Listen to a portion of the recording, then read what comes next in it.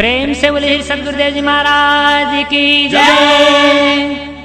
परम पिता परमेश्वरी की जय। आनंद कंद लीलाधारी प्रभु सदानंद जी मनमोहन भगवान की जय।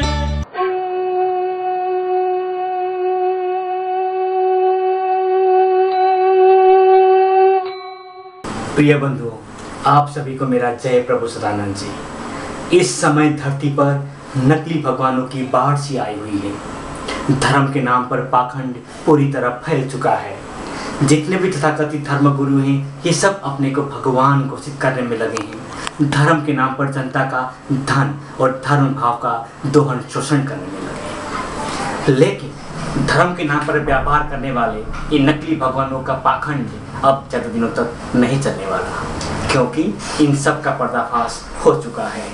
पाखंड पर से पर्दा उठ चुका है। सत्य धर्म संस्थापक, असत्य अधर्म विनाशक, परम पूज्य संत ज्ञानेश्वर स्वामी सदानंद जी परमहंस जी के तत्व ज्ञान ने इन सभी तथाकथित धर्मगुरुओं की कलई खोल के रख दिया है। इन सब की वास्तविकता समाज के सामने खोल कर रख दिया है। आइए देखते हैं कुछ ऐसे ही धर्म के नाम पर आडंबर ढोंग पाखंड फैलाने वाले नकली भगवानों की वास्तविकता। ये है आज के समय के बहुचर्चित तथाकथित बंतु भगवानों की तस्वीर। इन तथाकथित भगवानों की भीड़ में एक चेहरा ऐसा है जो पाखंड की पराकाष्ठा तक पहुंच चुका है, जिनका नाम है रामपाल जी महाराज, जो स्वयं को जगत गुरु तथा तत्वदर्शी कहलाते हैं, जबकि रामपाल जी को यह मालूम ही नहीं है कि जगत गुरु क्या होता है और तत्वदर्शी क्या होता है। जगत गुरु माने क्या? 40-50 लाख लोगों का गुरु बन जाने पर कोई जगत गुरु कहलाता है? किसी तहसील, जिले, प्रांत अथवा देश वाले गुरु को क्या जगत गुरु कहा जाता है? जगत माने क्या? कोई तहसील, जिला, प्रांत अथवा देश होता है? नहीं। जगत का मतलब होता है स्थूल जगत, सूक्ष्म जगत, दिव्य जगत और शाश्वत जगत। जगत गुरु वह होता है जो स्थूल जगत, सूक्ष्म जगत, दिव्य जगत और शाश्वत जगत यानी चारों जगतों को संपूर्ण रहस्यों सहित साक्षात दिखला दे।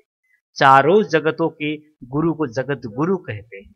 जगत गुरु का पद केवल खुदा गॉड भगवान के लिए है, क्योंकि वही अखिल ब्रह्मांड के मालिक हैं, जिनसे सारी सृष्टि की उत्पत्ति होती है, जिनके केवल एक अंश पर यह सचराचर जगत स्थित है, और जो अपने शरणागत समर्पित भक्त सेवक को तत्व ज्ञान के जरिए स्वयं में अनंत कोटि ब्रह्मांड की उत्पत्ति और विलय को साक्षात दिखाते जनाते हैं, जैसे भगवान कृष्ण जी ने अर्जुन को दिखाया और वर्तमान में परम पूज्य संत ज्ञानेश्वर स्वामी सदानंद जी परमहंस जी ने दिखाया जनाया है। लेकिन रामपाल जी का पाखंड देखिए कि जानकारी तो उन्हें जीव की भी नहीं है, परंतु बन रहे हैं जगत गुरु। रामपाल जी महाराज ने मोटी मोटी अक्षरों में किताबें तो लिखी है और ज्ञान का दावा भी किया है, परंतु यह सब निराधार है, बकवास है, कोरी कल्पना है, मिथ्या है। भगवत भक्तों को गुमराह कर अपनी स्वार्थ सिद्ध करने की एक साजिश है। उनकी किताबें पढ़कर, उनकी प्रवचनों को सुनकर तथा उनके शिष्यों से हुई वार्ता के आधार पर यह साफ पता चलता है कि उनको परमात्मा के बारे में कुछ भी जानकारी नहीं। परमात्मा परमेश्वर तो क्या, उनको जीव और आत्मा ईश्वर ब्रह्म की भी जानकारी नहीं है। केवल वही मिथ्या ज्ञानाभिमान अपने अप्रमाणित मनमाना सिद्धांतों को सामने रखकर भोले भाले भ्रमित जनमानस को पूरी तरह अपने चक्रव्यूह में उलझाकर उन्हें परमात्मा की यथार्थ जानकारी से कोसों दूर कर देना इनका एकमात्र लक्ष्य रहता है। इसी में इनको अपनी भलाई नजर आती है। यह अपनी पुस्तक परमेश्वर का सार संदेश में लिखते हैं कि इनको राम देवानंद जी ने बताया कि ब्रह्म क्षर पुरुष, इससे ऊपर पर ब्रह्म अक्षर पुरुष तथा इससे ऊपर पूर्ण ब्रह्म परम अक्षर पुरुष परमात्मा सत्पुरुष रहता है। और आगे लिखते हैं कि इन्होंने यह बात पहले कभी नहीं सुनी, इसीलिए यहाँ पर इसे सत्य मान लेते हैं। अब इनसे पूछा जाए कि जब आपने पहले यह बात कभी सुनी ही नहीं थी, तो किस आधार पर इस बात को सच मान लिया? आखिर इस बात की सत्यता का प्रमाण क्या है? जबकि गीता 15 अध्याय में स्पष्ट लिखा है। यह देखिए 16वां श्लोक। भाविमौ पुरुषो लोके क्षरश्चाक्षर एव च क्षरः सर्वाणि भूतानि कूटस्थोऽक्षर उच्यते। इस संसार में नाशवान एवं अविनाशी ये दो प्रकार के पुरुष हैं। इनमें संपूर्ण भूत प्राणियों के शरीर तो नाशवान और जीवात्मा अविनाशी कहा जाता है। और यह देखिए 17वां श्लोक। तमः पुरुषस्त्वन्यः परमात्मेत्युदाहृतः यो लोकत्रयमाविश्य बिभर्त्यव्यय ईश्वरः।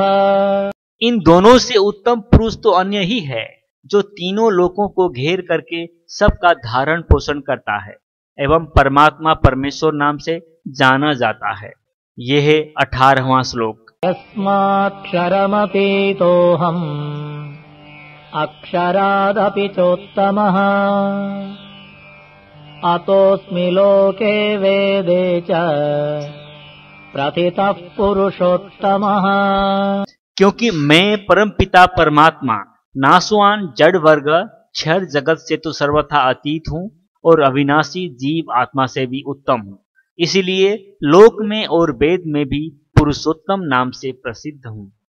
और यहाँ पर रामपाल जी ने कोई जिक्र नहीं किया है कि ब्रह्म, पर ब्रह्म तथा पूर्ण ब्रह्म को अलग अलग इन्होंने देखा है या नहीं। बिना देखे जाने किसी भी बात को मान लेना कहाँ तक बुद्धिमानी है, खासकर रामपाल जी महाराज जैसी तथाकथित जगत गुरु के लिए। जो स्वयं उन्होंने नहीं देखा वह दूसरों को क्या दिखा सकते हैं। रामपाल जी के शिष्यों से बात करके ये पता चलता है कि इन्होंने किसी भी शिष्य को परमात्मा का दर्शन कराया ही नहीं है, जबकि शास्त्रों में स्पष्ट रूप में दर्शन की बात लिखी गई है। ये देखिए गीता अध्याय 13 का 11वां श्लोक। अध्यात्मज्ञान नित्यत्वम् तत्त्वज्ञानार्थदर्शनम् एतज्ज्ञानमिति प्रोक्तम् अज्ञानं यदतोऽन्यथा। अध्यात्म ज्ञान में नित्य स्थित और तत्व ज्ञान के अर्थ रूप परमात्मा को ही देखना, यह सब ज्ञान है और इसके विपरीत जो है वह अज्ञान है। दर्शन का मतलब होता है देखना, सुनकर मानना नहीं। ये रामपाल जी महाराज से मेरा प्रश्न है, वह ब्रह्म, पर ब्रह्म और पूर्ण ब्रह्म को जैसा कि उन्होंने कहा है साक्षात दिखा सकते हैं? एक तरफ तो रामपाल जी का यह भी कहना है कि परमात्मा को देखा नहीं जा सकता है, और दूसरी तरफ कहते हैं कि परमात्मा साकार रूप में सतलोक में रहता है। अब इनसे पूछा जाए कि परमात्मा को क्यों नहीं देखा जा सकता है? आखिर यह कैसे मान लिया जाए कि उनका ज्ञान सत्य है? और जब ज्ञान ही सत्य नहीं है तो फिर यह कैसे जगत गुरु हो गए?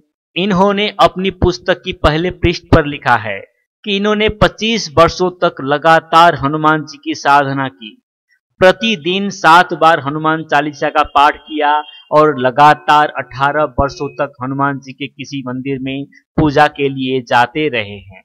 अर्थात ये रामपाल जी महाराज उन हनुमान जी के भक्त थे जो स्वयं भगवान राम जी के प्रिय भक्त रहे हैं।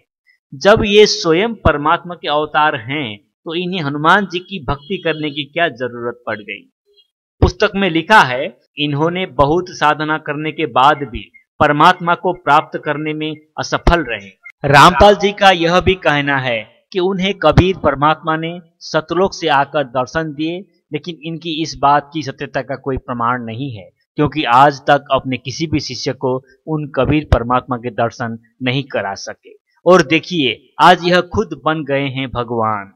लगभग यही तो कहानी है सारे तथाकथित गुरु, सद्गुरु तथा भगवानों की। अपने भक्त सेवकों से दान चंदा चढ़ावा लेकर अपने आश्रमों में बड़े बड़े भवन बनाने में तल्लीन रहते हैं सब, और अपने भक्त सेवकों को बदले में देने के लिए क्या है इनके पास? कुछ भी तो नहीं। हाँ, ये देंगे तो केवल परमात्मा के प्रति अनिश्चितता और कभी न खत्म होने वाली साधना, बस।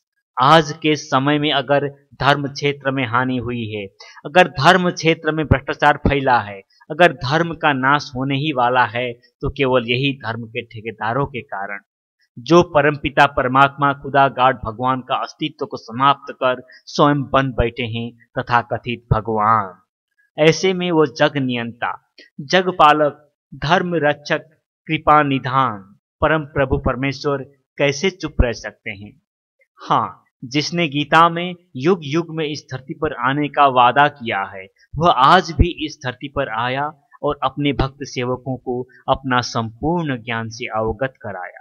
सारी भ्रमित मान्यताएं नष्ट कर दी, धर्म की रक्षा करते हुए अपने भक्तों को दे दिया वही गीता वाला तत्व ज्ञान, वही भगवान विष्णु जी वाला तत्व ज्ञान, वही भगवान राम जी वाला तत्व ज्ञान, जिसमें संसार शरीर को मिथ्या दिखाते हुए जीव आत्मा परमात्मा अर्थात जीव ब्रह्म परम ब्रह्म अर्थात जीव ईश्वर परमेश्वर अर्थात रूह नूर अल्लाह ताला अर्थात सेल्फ सोल गॉड का बातचीत सहित साक्षात दर्शन दीदार कराया। परमाणु से लेकर परमेश्वर तक की एक एक रहस्य को जनाया दिखाया। उसी तत्व ज्ञान के जरिए अपने भक्त सेवकों को मुक्ति अमरता का साक्षात बोध भी कराया। सत्य धर्म का बिगुल बजाकर चारों ओर चुनौती का डंका बजाया, परंतु कोई भी सामने आने का साहस न जुटा सका। यह कोई और नहीं बल्कि देवरिया जिले के संत ज्ञानेश्वर स्वामी सदानंद जी परमहंस हैं, जिनके 2 अक्षर के ज्ञान में 4 अक्षर के भगवान दिख जाते हैं। आइए अब बात करें रामपाल जी महाराज की। इनकी किताब को सिरे से देखा जाए तो इनके पन्ने पन्ने पर झूठ फरेब मिथ्यात्व दिखाई देता है। जैसे इन्होंने माना है ब्रह्म क्षर पुरुष है, जबकि क्षर का मतलब है नाशवान और ब्रह्म स्वयं ईश्वर है। यहाँ परमेश्वर के अंश जीव को भी अविनाशी कहा गया है, बल्कि तत्वज्ञान से साफ दिखाई देता है कि जीव कभी मरता ही नहीं, वह केवल शरीर बदलता है। जीव ब्रह्म का कभी नाश नहीं होता, नाशवान तो यह शरीर है, इसीलिए शरीर को क्षर पुरुष कहा गया है। जीव आत्मा को अक्षर पुरुष कहा गया है और परम पिता परमात्मा को शास्त्रों में उत्तम पुरुष कहा गया है। यही तत्वज्ञान से दिखाई देता है। फिर किस आधार पर रामपाल जी महाराज ब्रह्म को ही क्षर पुरुष कह रहे हैं? इनकी यह जानकारी कपोल कल्पित है, अप्रमाणिक है, जबकि संत ज्ञानेश्वर स्वामी सदानंद जी परमहंस ने तत्वज्ञान के जरिए जो भी बताया उसे अपने भक्तों को दर्शन कराया। उनके तत्वज्ञान की एक एक बात व्यवहारिक है, सब प्रमाणिक है। बाइबल, कुरान, पुराण, गुरु ग्रंथ, गीता, रामायण आदि सभी सदग्रंथों से उन्होंने प्रमाणित करके दिखाया है और प्रायोगिक साक्षात दर्शन भी कराया है। परंतु रामपाल जी महाराज अपनी भ्रामक बातों के जरिए केवल पाखंड ही फैला रहे हैं। और रामपाल जी महाराज की सबसे विचित्र बात यह भी है कि रामपाल जी के मतानुसार कबीरदास जी परमात्मा है। शायद वह यह भूल गए हैं कि कबीरदास जी ने जीवन भर परमात्मा की भक्ति की। उन्होंने सदैव अपने को परमेश्वर का दास ही समझा, इसीलिए अपने नाम के पीछे दास लगाकर बन गए कबीरदास। उन्होंने स्वयं कहा है, कबीर कुतिया राम की मोतिया मेरो नाव, गले राम की जेवड़िया जित खींचे तित जाऊं। यहाँ स्वयं कबीरदास जी अपने को भगवान राम जी का भक्त बता रहे हैं, दास बता रहे हैं, और रामपाल जी किस स्वार्थ के वशीभूत होकर कबीरदास जी को ही परमात्मा कह रहे हैं। स्वयं तो भ्रमित हैं ही और को भी भ्रमित करने की कोशिश कर रहे हैं। इन्होंने पहला अध्याय सृष्टि रचना विषय में ऐसी उल जलुल बातें लिखी है जिनका प्रमाण किसी भी सदग्रंथ में नहीं मिलता। यह परमात्मा को कहीं शब्द स्वरूपी राम बताते हैं तो कहीं मनुष्य रूपी कबीरदास जी। सारी की सारी बातें मिथ्या है, कोरी कल्पना है, भ्रामक है, जिसका व्यवहारिक ज्ञान स्वयं रामपाल जी के पास भी नहीं है। इन्होंने पृष्ठ संख्या 4 के अंतिम लाइन में लिखा है कि ब्रह्म के अंदर विषय वासना उत्पन्न हो गई। देखिए कितना बड़ा पाखंड, जबकि ब्रह्म इन सभी विषय वासनाओं से मुक्त होता है। जीव भी अगर साधना करके ब्रह्ममय स्थिति में प्रवेश कर जाए तब वह भी इन विषय वासनाओं से रहित हो जाता है। जबकि रामपाल जी लिखते हैं कि ब्रह्म ने अभद्र गतिविधि प्रारंभ कर दिया। इससे बड़ा पाखंड और क्या हो सकता है? रामपाल जी के अनुसार परमात्मा ने ही नूर तत्व को उत्पन्न किया और स्वयं उस नूर तत्व से निर्मित एक मानव सदृश शरीर रूप में परिवर्तित हो गया। यहाँ ध्यान देने योग्य बात यह है कि जिस समय परमात्मा ने नूर तत्व को उत्पन्न नहीं किया था और शरीर धारण नहीं किया था, उस समय अर्थात शरीर धारण करने से पहले परमात्मा किस रूप में रहता था, इसका उत्तर रामपाल जी के पास भी नहीं है। रामपाल जी को इस तरह भ्रम फैलाते हुए तनिक भी भय नहीं लगा। परमपिता परमात्मा से जीवों को विमुख करके अपने में जोड़ लेना घोर अपराध है। ये क्यों भूल गए कि एक दिन उनको भी परमात्मा के दरबार में हाजिर होने जाना है। कबीरदास जी को भगवान बताकर स्वयं कबीरदास जी का अवतार बन गए, इससे उनको क्या लाभ? घोर पतन और विनाश में जाना होगा। ये रामपाल जी स्वयं को परमात्मा का अवतार बताते हैं, परंतु देखिए यह वीडियो में वह स्वयं किसकी आरती गा रहे हैं। शिव नमो नमो सतपुरुष को नमस्कार गुरु के नहीं, सुर नर मुनि जन साधवा संतों सर्वसदी नहीं, सतगुरु साहेब संत सब दंडोतम परिणाम आगे पीछे मत हुए। रामपाल जी का एक चतुराई साफ देखने को मिलता है। पुराने संत महात्माओं द्वारा लिखा गया दोहा जो उनकी अनुकूल बातें बताते हैं उनको इस किताब में समावेश किया है, और जो प्रतिकूल बताते हैं उनको नहीं किया गया, और जो समावेश किया है उसके अर्थ भी तोड़ मोड़ कर दिखाया गया है। जैसे रामपाल जी कहते हैं कि गीता का ज्ञान परमात्मा ने नहीं दिया है बल्कि काल ने दिया है, और इसके लिए वे प्रमाण स्वरूप वह श्लोक दिखाते हैं जिसमें भगवान श्री कृष्ण जी कहते हैं कि मैं लोकों का नाश करने वाला बड़ा हुआ काल हूँ। इसे दिखाकर कहते हैं कि ये देखो, गीता का ज्ञान दाता खुद बोल रहा है कि मैं काल हूँ। अब इनसे पूछा जाए कि गीता का ज्ञान दाता तो यह भी बोल रहा है ना कि नक्षत्रों में मैं चंद्रमा हूँ और वृक्षों में मैं पीपल हूँ, तो क्या इससे यह सिद्ध हो जाएगा कि गीता का ज्ञान चंद्रमा या पीपल ने दिया था? घोर पाखंड। फिर रामपाल जी यह क्यों नहीं देखते कि 10वें अध्याय में भगवान श्री कृष्ण जी कह रहे हैं कि शस्त्रधारी में मैं राम हूं। इसी प्रकार रामपाल जी गीता का अध्याय 4 श्लोक 34 दिखाकर कहते हैं कि देखो, गीता ज्ञानदाता अर्जुन से कह रहा है कि परमेश्वर की शरण में जा। तद्विद्धि प्रणिपातेन परिप्रश्नेन सेवया उपदेक्ष्यन्ति ते ज्ञानम् ज्ञानिनस्तत्त्वदर्शिनः। इससे रामपाल जी यह मतलब निकाल रहे हैं कि वह अर्जुन को किसी और परमेश्वर के पास जाने को बोल रहे हैं। अब इनसे यह पूछा जाए कि जब आप यह श्लोक दिखा रहे हैं तो फिर 18 अध्याय के 66वां श्लोक क्यों नहीं दिखा रहे हैं जिसमें यह लिखा है, सर्वधर्मान् परित्यज्य मामेकं शरणं व्रज अहं त्वा सर्वपापेभ्यः मोक्षयिष्यामि मा शुचः। संपूर्ण धर्म को अर्थात संपूर्ण कर्तव्य कर्मों को मुझ में त्याग कर तू केवल एक मुझ सर्वशक्तिमान सर्वाधार परमेश्वर की ही शरण में आ जा। मैं तुझे संपूर्ण पापों से मुक्त कर दूंगा, तू शोक मत कर। इस प्रकार केवल अपनी ही बात को मनवाने के लिए अपने अनुसार ही तोड़ मरोड़ कर तथ्यों को प्रस्तुत करके परमात्मा बनने पर तुले हुए हैं। एक और बात, किसी भी ग्रंथ में जहां कहीं भी इनको कबीर लिखा हुआ दिखाई दे जाता है उसमें कवि की जगह कबीर लिख देते हैं। देखिए कितनी बड़ी साजिश है ये सनातन धर्म के विरोध। इस तरह इस किताब की हर पन्ने में रामपाल जी का पाखंड को कूट कूट कर भरा गया है। सब प्रमाणित सदग्रंथों को अपने मतानुसार तोड़ मरोड़ करने तथा संशोधन करने का अधिकार रामपाल जी महाराज को किसने दिया? जब कोई वैज्ञानिक भी किसी अग्रज वैज्ञानिक द्वारा प्रतिपादित सिद्धांत में कुछ हेरफेर करना चाहे तो उसके संबंध में प्रैक्टिकल करके प्रमाणित करना होता है, वरना वह उस सिद्धांत को संशोधन नहीं कर सकता। तो फिर रामपाल जी महाराज ने इतना बड़ा संशोधन कैसे कर लिया? या तो वह अपनी मतानुसार प्रैक्टिकल करके दिखाएं, अपनी बातों की सच्चाई प्रमाणित करके दिखाएं, नहीं तो सब प्रमाणित सदग्रंथों को बिना किसी हेरफेर के स्वीकार कर लें। एक और पाखंड देखने को मिलता है उनकी तस्वीर में, जिसमें वह कबीर दास जी की तरह बैठे हैं। कुल मिलाकर वह अपने भक्त सेवकों पर यह छाप छोड़ने में सफल होने का प्रयास कर रहे हैं कि वह कबीर दास जी का ही अवतार हैं। लेकिन फिर भी आज तक किसी को भी कबीर दास जी का दर्शन नहीं करा सके। जन समाज सच्चा ज्ञान के अभाव में ऐसे तथाकथित गुरुओं के चंगुल में फंस ही जाता है। जब हमारी टीम ने रामपाल जी के कुछ शिष्यों से बातें की तो उनके द्वारा तत्व ज्ञान कहकर दिए जाने वाला मिथ्या ज्ञान हमारे सामने आया।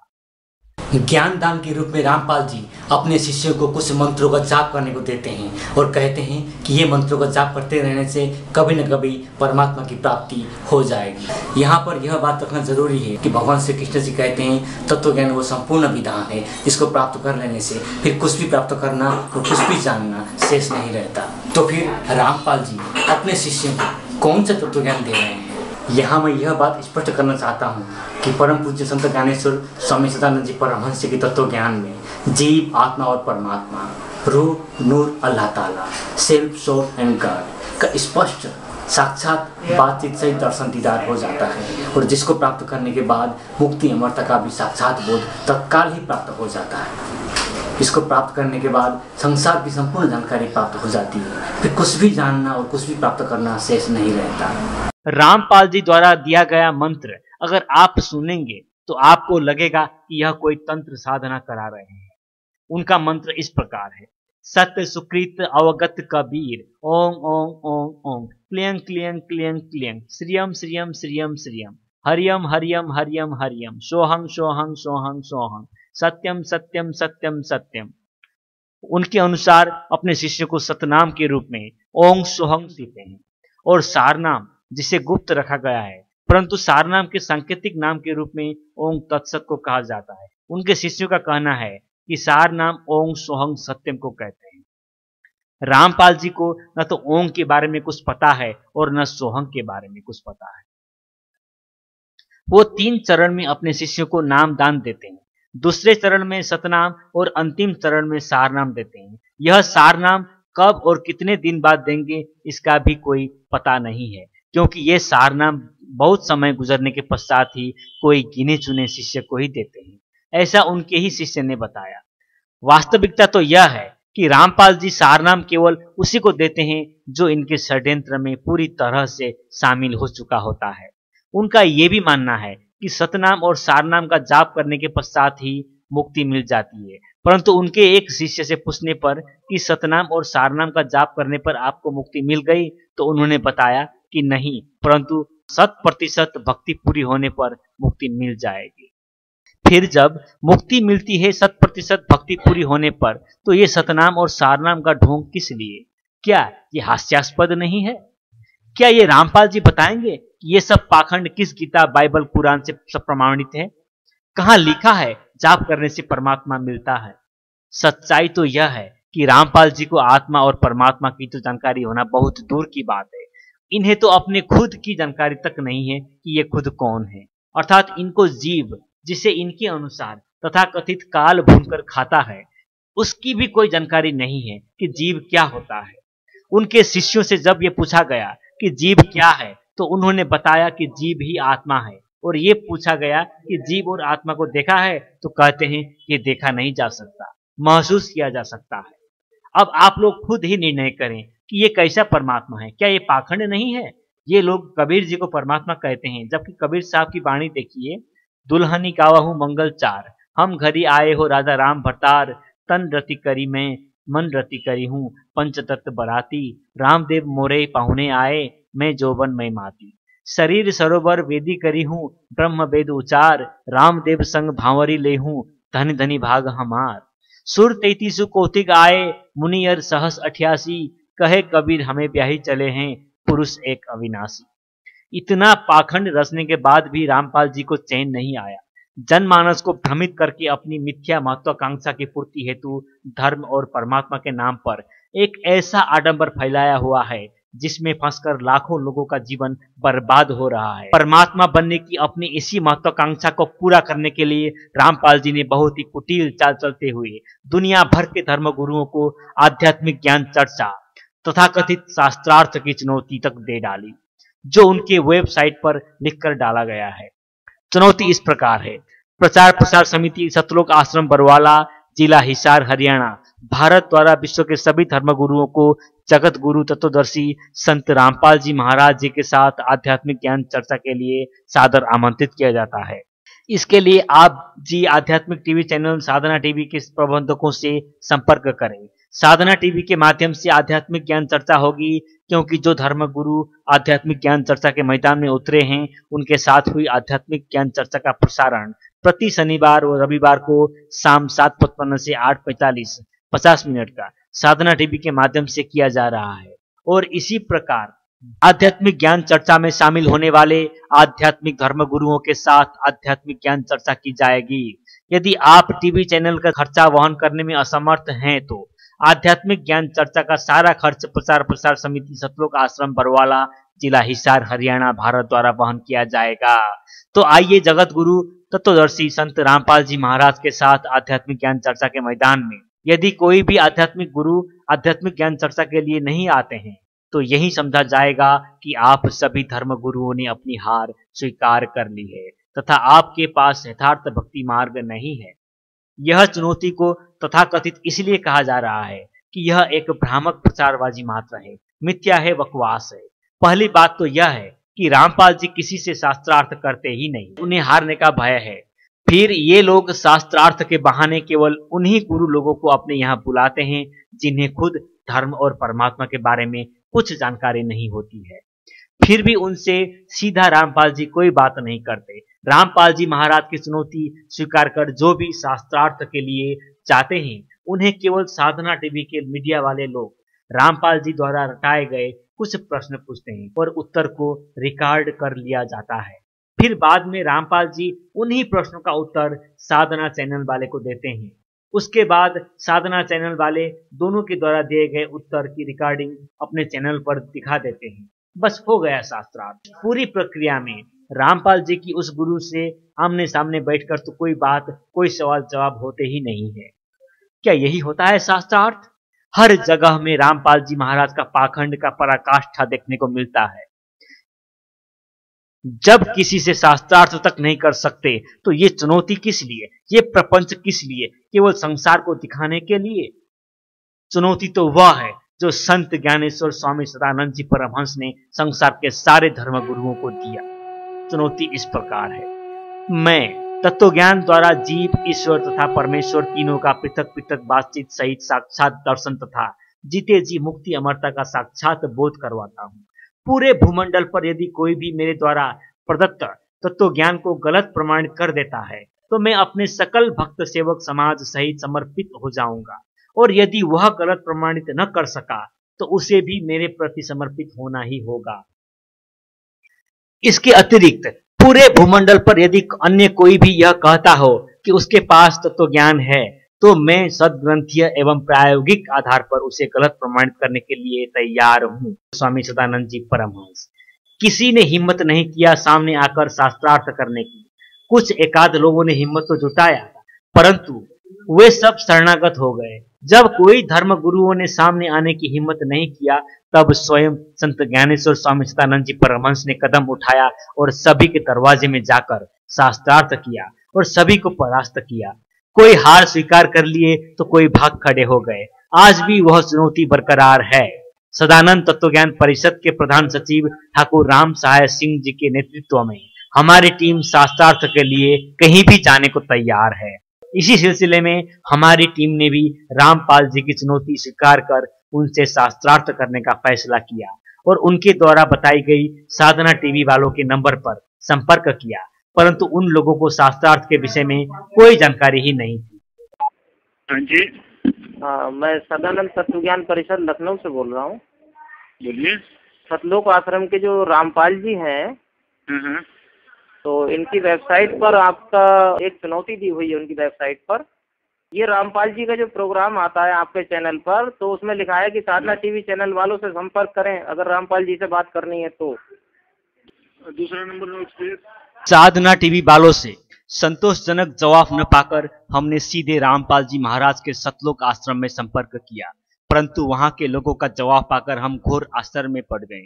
एक धार्मिक संस्था के लोगों से ऐसी व्यवहार की उम्मीद हमें नहीं थी। उनके बातों पर धार्मिकता कहीं नहीं थी। उनसे हुई बातचीत की कुछ अंश हम आपको सुनाते हैं। यह है हमारे संस्था के ब्रिज बिहारी जी जो उनसे निवेदन कर रहे हैं। हेलो। हाँ जी, कौन जी? हाँ जी, ये सतलोक आश्रम से बोल रहे हैं आप? जी बोल रहे हैं। हाँ जी, हम सदानंद तत्व ज्ञान परिषद लखनऊ से बोल रहे हैं।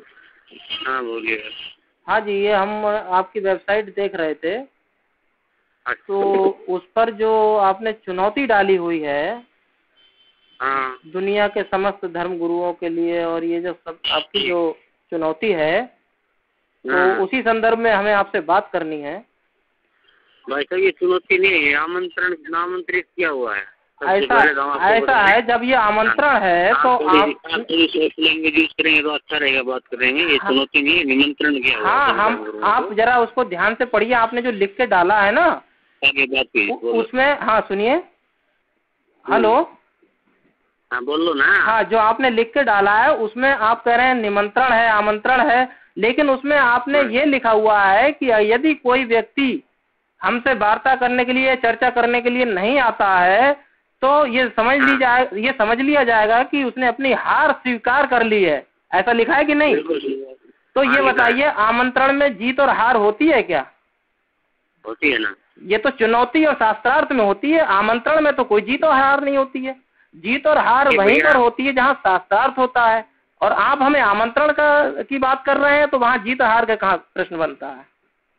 नहीं भैया, ये आपकी समझने का फर्क है। नहीं, तो आप समझाइए हमें कि नहीं, तो आप हमें समझाइए कि आमंत्रित करने में जीत और हार की क्या बात है वहाँ पर, कि यदि कोई आपसे बात करने नहीं आएगा तो ये मान लिया जाएगा कि उसने अपनी हार स्वीकार कर ली है और उसकी जो उसका ज्ञान है वो गलत है। इस बात का क्या मतलब है? जीत और हार का मतलब समझाइए हमें। हेलो हेलो हेलो हेलो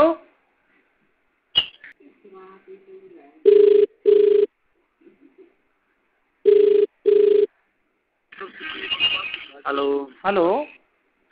हाँ जी, कौन? हाँ जी, मैं सदानंद तत्व ज्ञान परिषद से बोल रहा हूँ। अभी जो आपसे बात हो रही थी, हाँ ये आपने फोन क्यों काट दिया भाई साहब? भैया मैंने नहीं काटा, आपकी रेंज में प्रॉब्लम होगी इसलिए कट गया होगा। नहीं ना, ऐसा नहीं है, ऐसा नहीं है। हमने, चलिए वो जो भी रहा है, फिलहाल हमें जो है, हाँ वो जो भी कारण रहा हो फोन का, लेकिन हम उस विषय पे बात नहीं कर रहे हैं। हम बात कर रहे हैं जो आपने उस पे लिख के डाला हुआ है। ठीक है, तो उसी विषय में हमें आपसे बात करनी है कि आपने जो चुनौती उसमें दी हुई है वो क्या है। उस पे हमें आपकी चुनौती स्वीकार है और हम उस विषय पे आपके गुरुजी से बात करना चाहते हैं।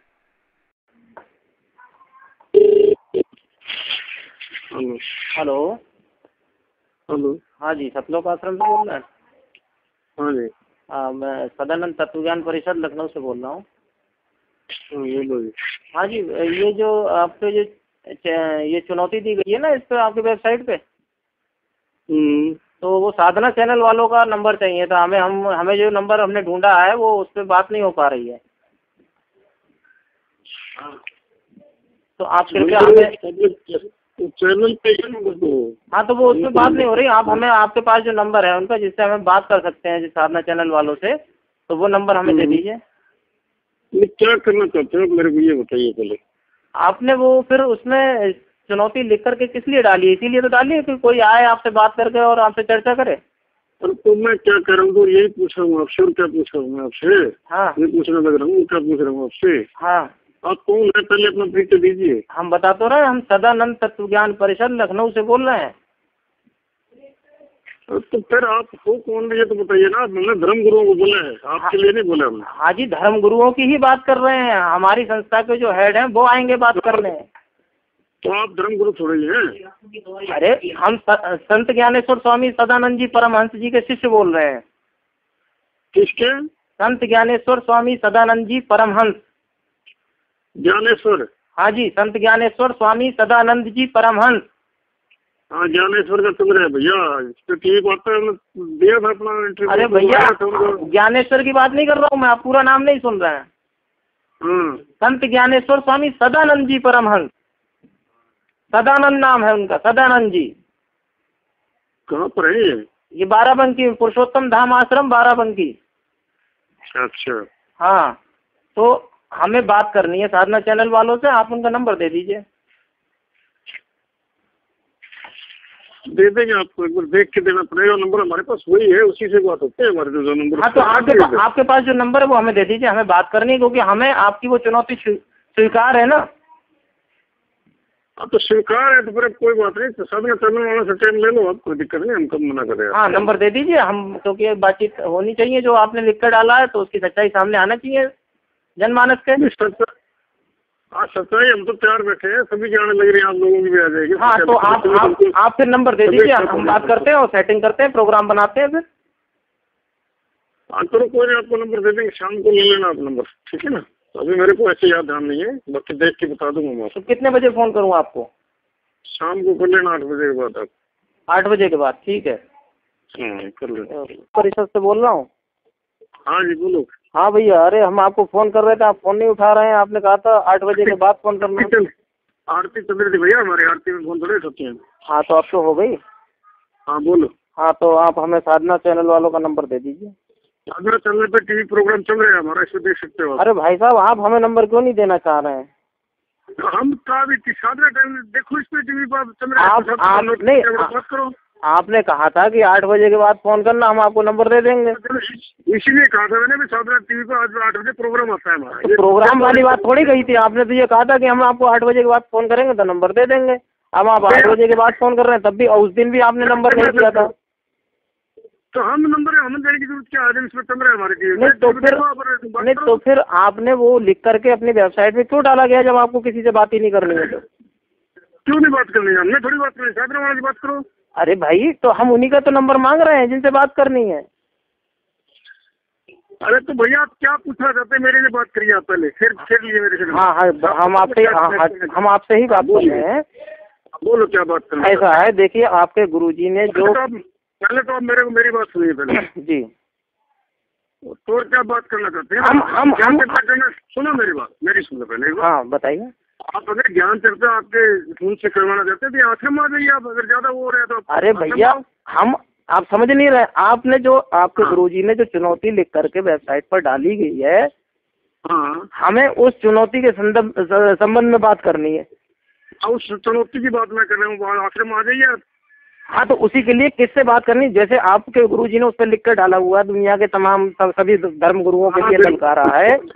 नहीं, सबके साथ चल भी रहा है हमारा, शनिवार इतवार को आता है। अरे भैया, तो हमारी संस्था द्वारा भी आपके गुरुजी की चुनौती स्वीकार कर ली गई है। आपकी संस्था को हम जानते नहीं, जब तो आपसे पूछ रहे हैं आपका इष्ट देव कौन है, फिर आपसे हम बात करें। अब हम संस्था की बात कर रहे हैं, आप इष्ट देव की बात कर रहे हैं। इष्ट देव जब तो आपको पता चलेगा भाई संस्था किससे जुड़ी है, आप किससे क्या जुड़े हैं, जब तो हम आपसे बात करेंगे। सुनिए, आप सुनिए। हाँ बोलिए। परम पूज्य संत ज्ञानेश्वर स्वामी सदानंद जी परमहंस द्वारा संस्थापित संस्था है सदानंद तत्व ज्ञान परिषद। हाँ तो उसी के बारे में आप आपसे पूछ रहे हैं। सुनिए, पहले पूरा सुन लीजिए ना। हाँ बोलिए, कोई दिक्कत नहीं, बोलिए। हाँ, हमारी भी बात सुनिए ना थोड़ी सी। हाँ बोलिए। तो सदानंद तत्व ज्ञान परिषद जो है वो हमारी संस्था है, और इसका मुख्यालय पुरुषोत्तम धाम आश्रम सिद्धौर बाराबंकी उत्तर प्रदेश में है। ठीक है।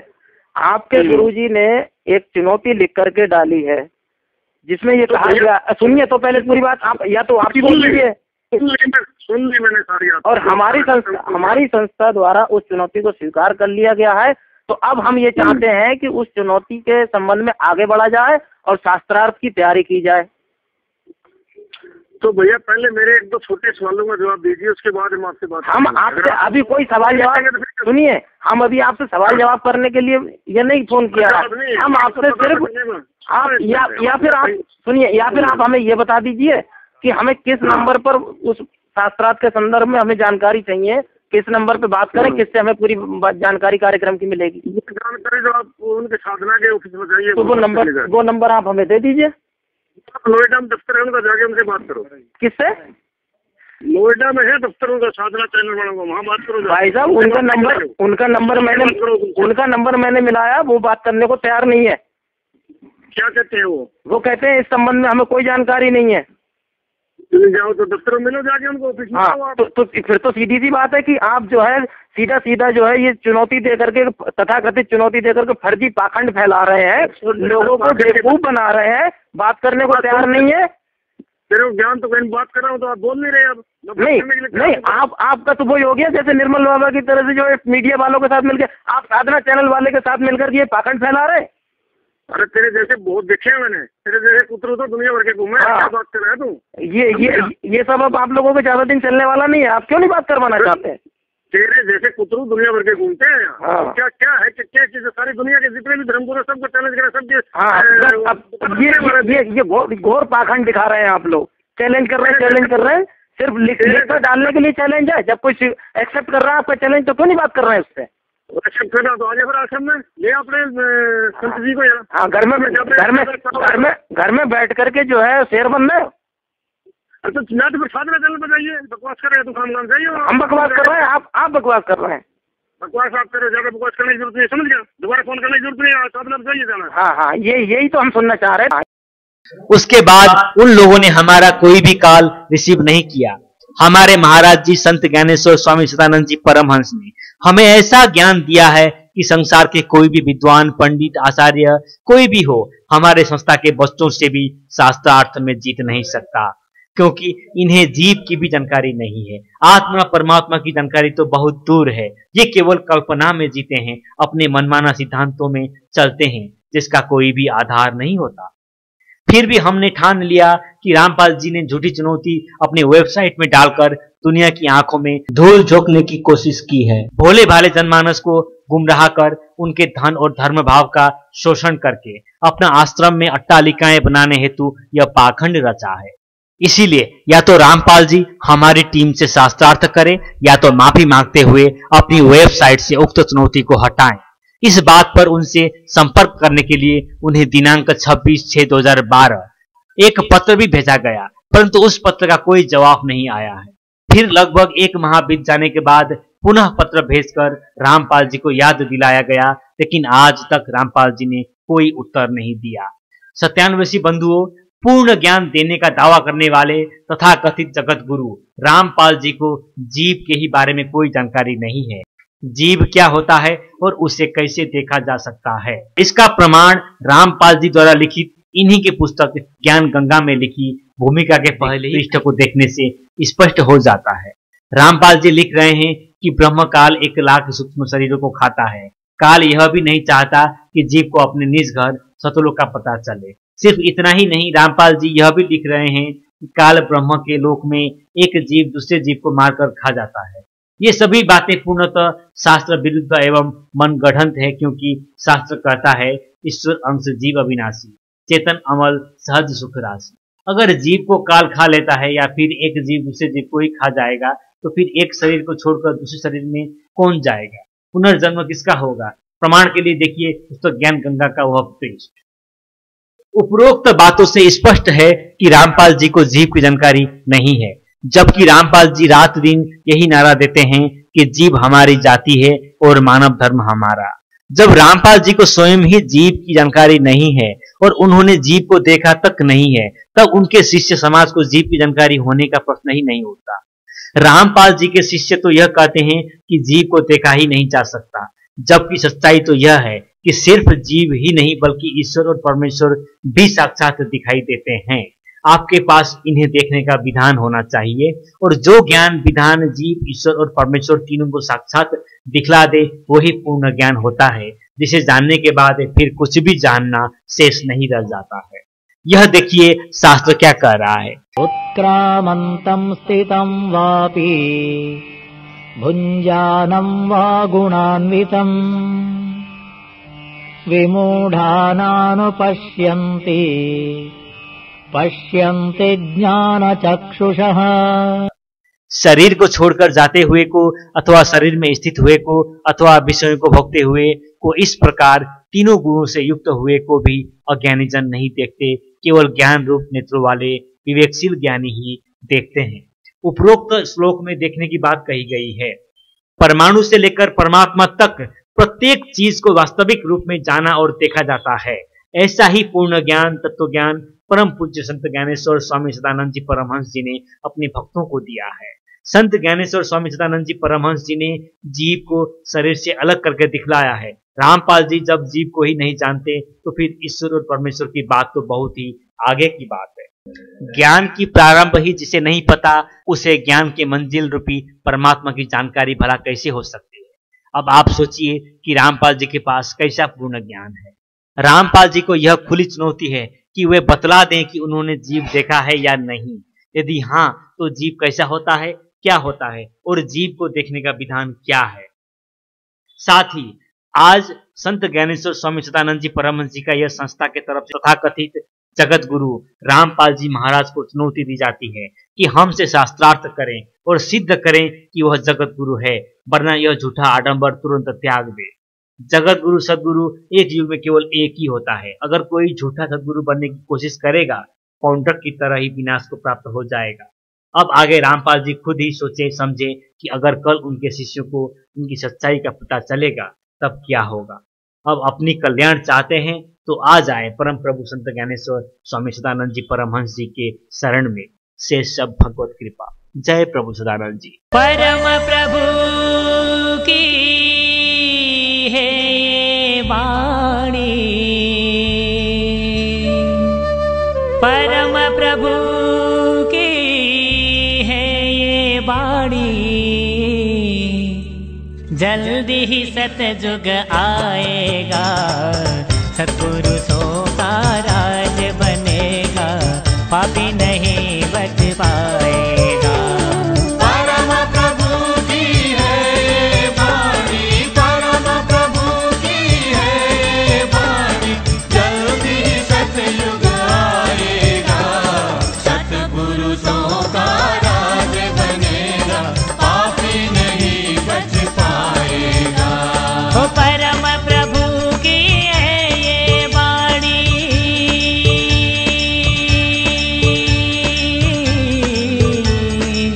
परम प्रभु की है ये वाणी, जल्दी ही सतयुग आएगा, सत्पुरुषों का राज बनेगा, पापी नहीं बच